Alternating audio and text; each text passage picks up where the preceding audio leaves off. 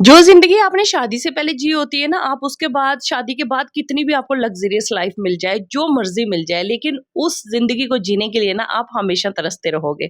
आज मैं सच बताऊँ ना, मुझे पहली बार माँ बनने का एहसास हुआ है, जब मैं इन दोनों बच्चों को अकेले बस में लेके घर से निकली। आज मैं घर से निकली हूँ मतलब दिन का टाइम था, मैंने सोचा चलो निकलते हैं भई।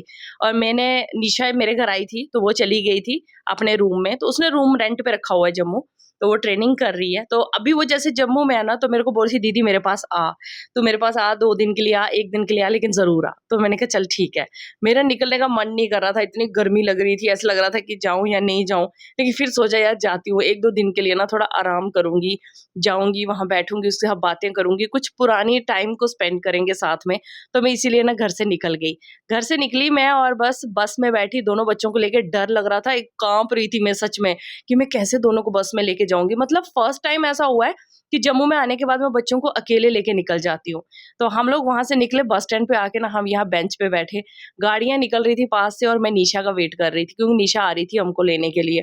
मैंने कहा तू आ जा, मेरे पास बैग भी है, 2 बच्चे भी हैं, तो वो खुद ही बोल रही थी, कहती मैं आ जाऊँगी वहाँ तक, अकेले मत आना। फिर जैसे वो आई, फिर हमने एक ऑटो बुक किया और ऑटो में हम लोग बैठे और चले गए। तो गर्मी इतनी हो रही थी कि बस मुझे एक चीज़ का डर लग रहा था कि बच्चों को कहीं गर्मी ना लग जाए। गर्मी लगने से ना बच्चे बीमार पड़ जाते हैं। बस यही एक चीज़ का डर लग रहा था और बस हमने ऑटो पकड़ा और उसके घर पहुँच गए। जैसे ही हम उसके घर पहुँचे और गेट बंद किया और चले गए उसके रूम में। अब उसके रूम में फ़ैन लगा हुआ था, तो बोलने लगी देखो, मतलब ये होता है ना कि बंदा कितनी केयर करता है। उसके रूम में फ़ैन है, कूलर-वूलर कुछ भी नहीं है। तो मैं आ रही थी, तो उसने ना स्पेशली पता है कूलर अरेंज किया और वो कूलर थोड़ी देर के बाद आ गया था हमारे रूम में। मतलब उसने कूलर अरेंज किया हमारे लिए। मैंने कहा तुझे क्या ज़रूरत थी कूलर लाने की? तेरा घर तो वैसे ही ठंडा लग रहा है।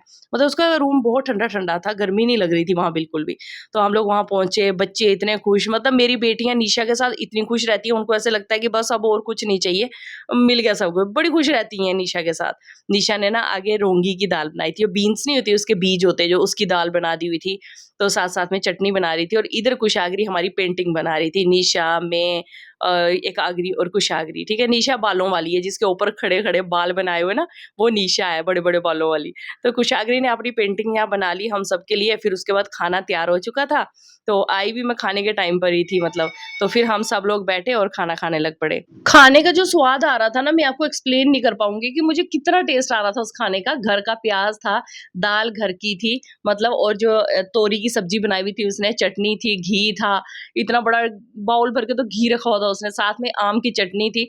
मतलब इतना टेस्टी खाना था कि मज़ा आ गया, पता है? मतलब हम लोग साथ में बैठे, हमने खाना खाया, एकदम इतना मज़ा आया और जैसे ही मैं वहाँ पहुँची ना, वैसे ही अंकल कूलर लेके भी आ गए। मतलब उन्होंने जिनको बोला था ना, कूलर अरेंज किया था, तो उसी टाइम कूलर लेके भी आ गए। मतलब लोग भी बड़े सपोर्टिव है। सबसे बड़ी बात है, आपकी डीलिंग किसी के साथ कैसी है ना, वो मैटर करता है और निशा ना सबके साथ इतनी पोलाइट रहती है, इतना प्यार से रहती है ना, शायद यही रीज़न है कि हर कोई उसको बहुत प्यार करता है। तो रात हो गई थी, 7:30 बजे रात को, शाम को, मतलब 7:30 बजे शाम को ना, हम लोगों ने प्लान बनाया परेड चलते हैं। तो फिर बाद में मैंने मना किया, मैं रहने देते हैं। लेकिन निशा बोलने लगी चल चलते हैं यार, बाद में तो सोचेगी मैं गई नहीं।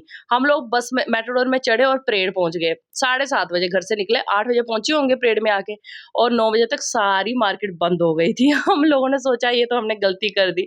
तो बस हम आधा घंटा बाज़ार में घूमे और जल्दी-जल्दी हमने पौने 9 बजे ऑटो पकड़ा और हम वापस घर आ गए। तो मैंने बस बच्चों को जूस पिलाया, एक बिंदी का पैकेट, मतलब ये वाला एक बिंदी का वो पैकेट लिया था मैंने और बस। अब उसके बाद मैं ना थोड़ा बहुत नाइट ड्रेस वगैरह देख रही थी, लेकिन साथ-साथ में मार्केट बंद होती जा रही थी।